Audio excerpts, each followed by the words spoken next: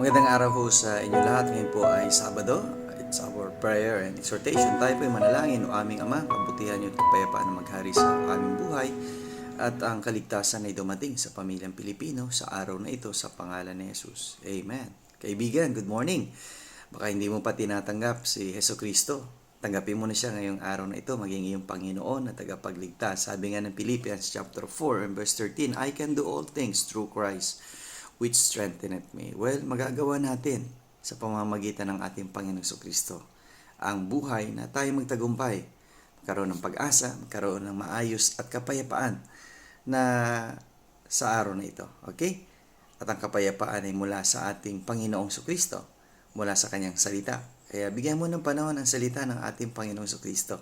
Isabuhay mo siya, tanggapin mo siya, nagabay mo pang araw-araw. Okay?